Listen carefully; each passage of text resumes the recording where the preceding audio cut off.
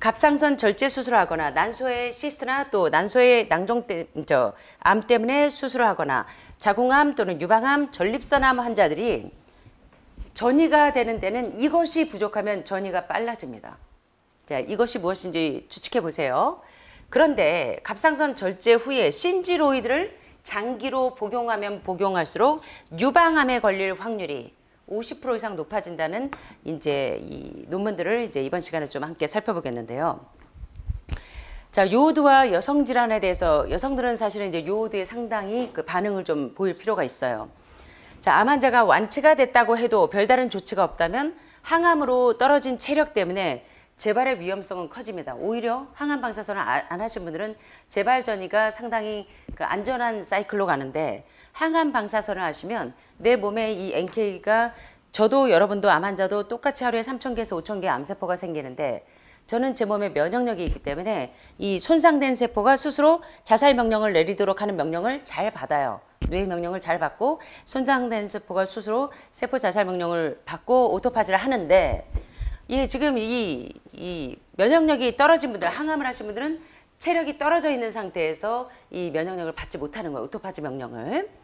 그래서 특별히 요오드 관련 분비기관, 특별히 갑상선암, 난소암, 자궁암, 유방암, 전립선암 여기에 해당되시는 분들은요. 아무리 종양 부위를 수술로 섹션을 해서 제거했다고 할지라도 우리 몸의 요오드 상태가 이 적당하게 균형을 맞추지 않으면 2차 암 발병이 생길 수 있다는 거예요.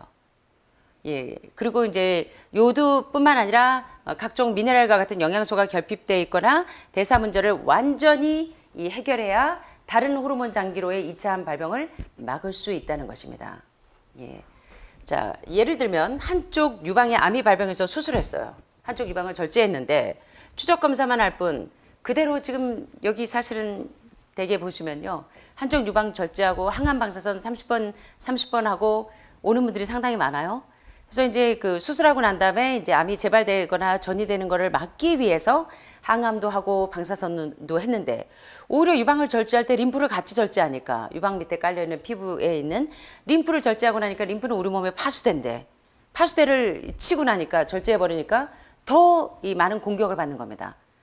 그래서 이제 몇 개월 안에 이제 림프로 전이가 되고 그 다음에 이제 또 더 전이 되니까 안 되니까 항암을 30번 더 하고 방사선 24번 더 하고 온 친구가 올 봄에도 왔었어요. 뭐 여기도 그런 분이 계시지만 그래서 전체적으로 수술 이후에 항암 60번, 방사선 54회를 허갔는데 오히려 이제 유방 가장 근접 부위인 폐로 타고 그 다음에 뼈까지 다 전이 돼서 오신 분들이 여기 한 서너 분 계십니다.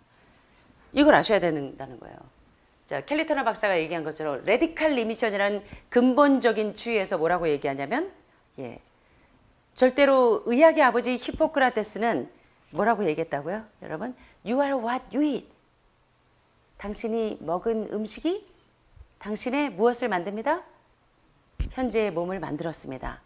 그래서 히포크라테스는 당신이 병이 났을 때는 뭐를 약으로 하라고요?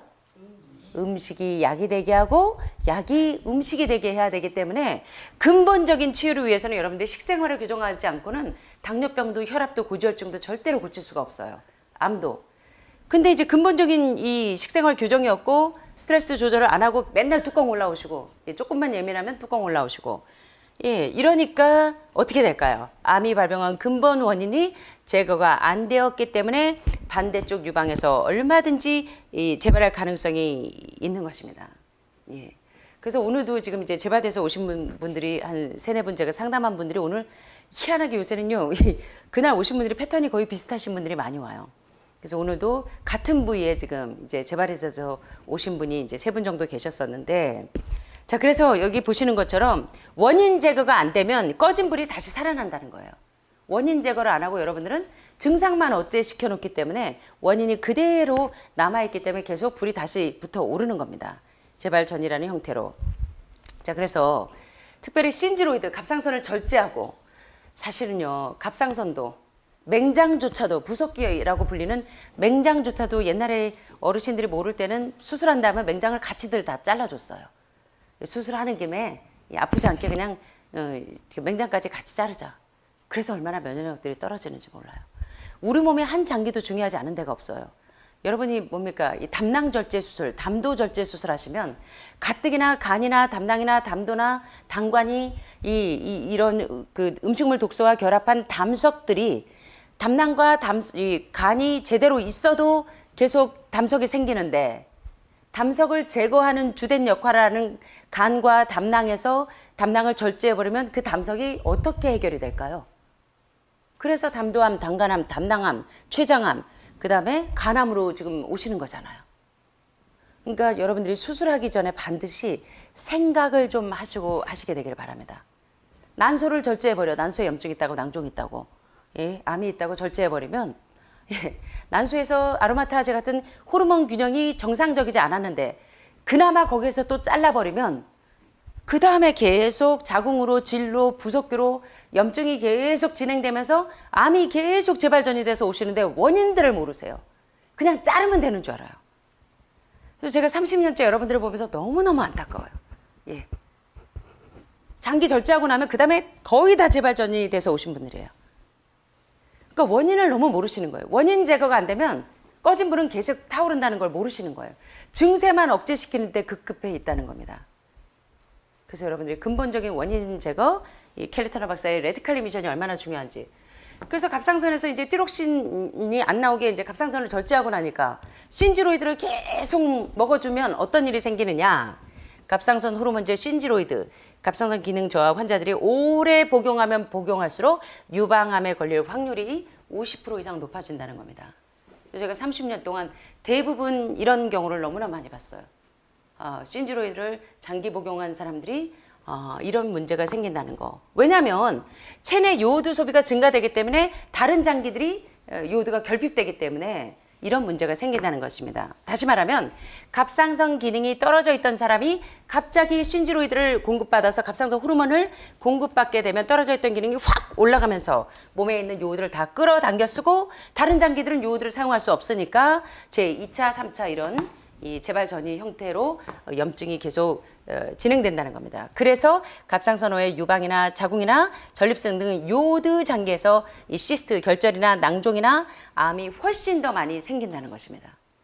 그래서 여러분들이 하늘마을 오셔서 이 공부하시는 것은 근본적인 치유를 위해서 오시는 겁니다.